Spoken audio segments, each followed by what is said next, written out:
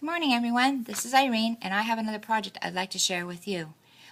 This is to respond to the Ultra Paper Bag video I uploaded a couple days ago. That project was actually a paper bag card. The bags were purchased from Hobby Lobby, and the card was sent to my very special friend Muriel at Miss Cooper's Scoop. Please take some time out and check out her channel. Now on to the project. For that roses that I made on the card, I used the E-Cake Sussex 5-petal punch. And I go to my scrap box and I pull out some cardstock.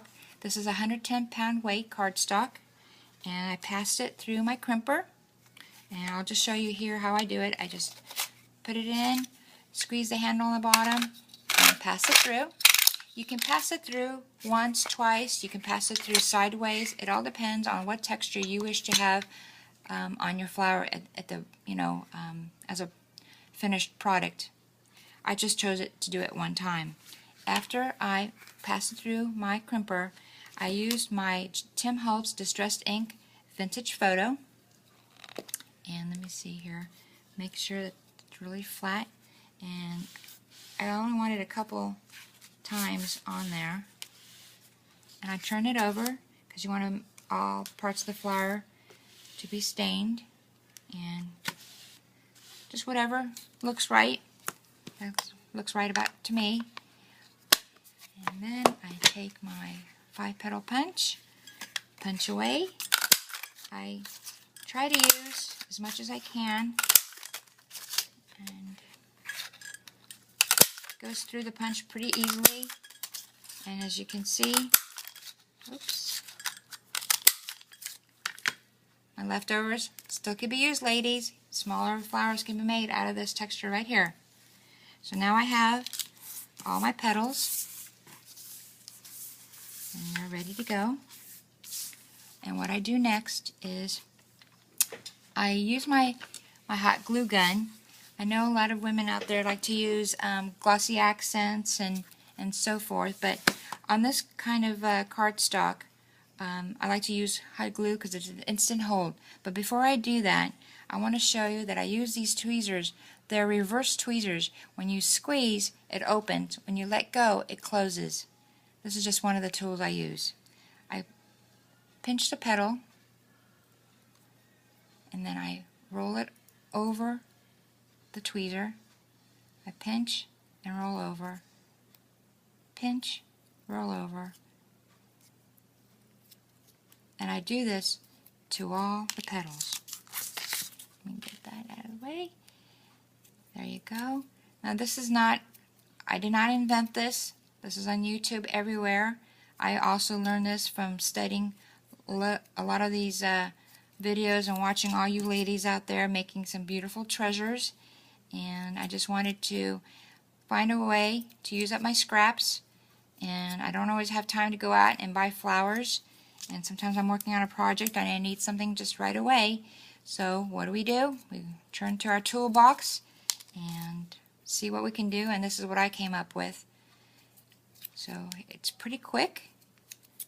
I'm almost done. I have 2 more to go. I like to use several layers, make it nice and full and lush. Some flowers look better with just a couple layers, which is okay, but that particular project, I just wanted to make it really thick and lush and full looking, and I think I accomplished that. I was very pleased with the project. And if you view Muriel's video, you'll see it seemed like she really enjoyed it also. So I'm almost done here. Alright, they're all crimped. So now that I have them all done, what I do is I take the petals and I roll them up toward the center. Some of them are overlapping just to accommodate. See, you have a little bud there now. Can you see that? Yep, a little bud. So I just try to squeeze and make it all nice and flat on the bottom if you can. Make a little flat bottom. That will become my center. And I take that, I put a little glue right on the bottom, just a teeny bit, and I glue it to the next one, offsetting the petal. Hope you can see that. See, and there it is. There's the beginnings of my little rose. I take the next layer and I bring it to the center again, and I just work it, close it up, squishing it. Now you gotta manipulate it a little bit. It can hold up to the manipulation of it because it's 110 weight cardstock, and it won't tear. It doesn't. It just holds up really pretty. It makes a really nice little bud. I take that, put a little glue to that bottom, and I offset it, the petals, and I glue it over there, hold it, and then bring it to the middle. Again, manipulating it, squishing it. I call it giving it a little love, making my little bud there, forming, and as you see, it's nice and tight.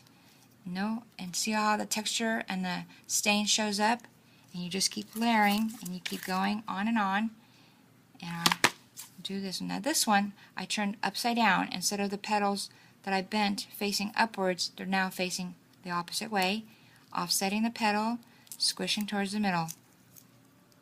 Now I have 3 more layers here, but for the sake of timing on this video, I will show you what I do now.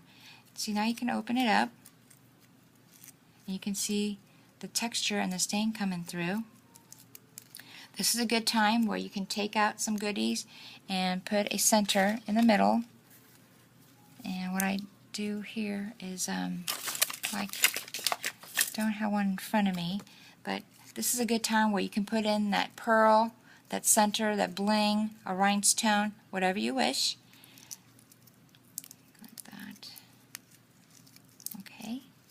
Then I take out this tweezer again, and I go back and I curl all the ends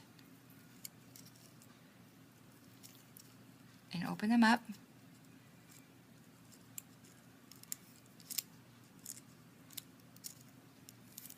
Now if you don't have these tweezers, I've seen people use other tools.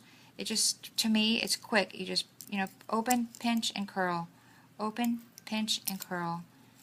And there you go. Now this really needs, this is just calling for a center. Let me pull one out. I don't want to have one handy.